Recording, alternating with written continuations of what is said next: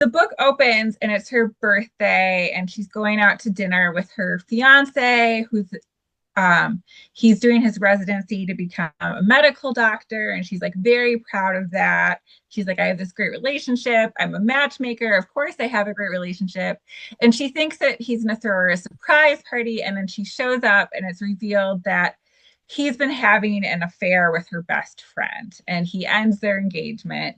But she's a matchmaker, and so she doesn't want to reveal to everyone that he's broken up with her. So she's like, okay, I have to fix this. I have to get a relationship back on track. So she like keeps it a secret. And then at the meantime, she gets some new clients. And she also informs the reader that her clients have traits that align with like being a psychopath.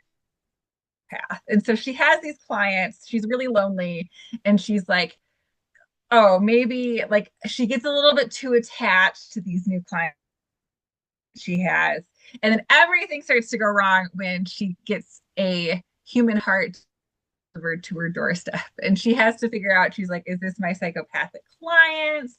Is this my ex best friend? Who does the heart belong to? Is this from my mom who is in prison? So she's like trying to like pull her life together, and meanwhile like just like body parts just keep showing up. I don't outline a lot. I write drafts pretty quickly, and so I know that I can always go back and change something. The biggest thing I think I did with this book is I told myself not to self edit the things that were happening. So sometimes like something would happen and I would like second guess it, and I'd be like, no, I'm just gonna run with it and just like let myself do it. And then if I need to pull back, my editors will tell me to pull back, which happened a couple of times. But I think that like ultimately making those choices and like experimenting with different things that happened led me to the place where I needed to be. So it's like I needed to try out those different things. Like you can always go back and change something, but you should just like lean in. And I think like too what's hard, like, you know, I'm not a killer. I've never been in the proximity of a killing. So sometimes I'm writing things and I'm like, oh, is this too out there? But you just got to let yourself do the out there thing. I also like to run. And, you know, people talk about like the runner's high where you like, you get in a groove, you feel really good. And I think that happens with writing too. And it's not all the time, but like sometimes when I sit down to write, I just like enter this completely different headspace where I'm just like completely outside of myself, and I'm just like in the world of the book, and it feels really effortless. And so I think that happens a good amount while I was writing this. It's very, very different from the first draft, but the first draft I wrote like so quickly. Like I was just ready to go. I had a lot of ideas, and it just like all came out, which is great. Like I think it's really fun and pleasurable to write a novel. The only parts that I think were difficult is like she has a really difficult relationship with her mother in the book, and I have a difficult relationship with my own mother. And I was a little bit resistant to include that dynamic in the book.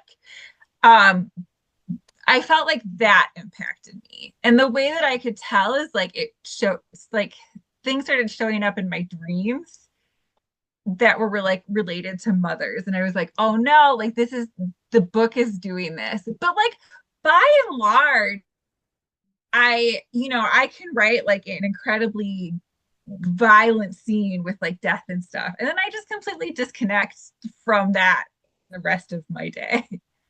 Like I talked about my protagonist not being like me at all, and I feel like that's especially true with Rebecca, who's a supporting character, not a protagonist. But like I sort of pictured her, I wanted her to have all of these traits that I always like wish that I had. Like she's just like a very likable person. She has like no problem making friends. She has no problem inviting them in and making them really close to her. She likes to drive really fast. She can be like very cutthroat. She's really good. She's a car salesperson, and not like a used car salesperson, like a luxury car salesperson. So she's good at sales. She can talk people into things. And, those are like areas where I sometimes feel more insecure. Like I relate more to the protagonist, where I like, as an adult with like a child, I don't see friends that often. And like I have friends, but it's just like hard to see other people when you're a real grown up. And so I wanted this character who's just like people are like falling in love with her wherever they go. Like she's just like very gregarious. Everyone likes her.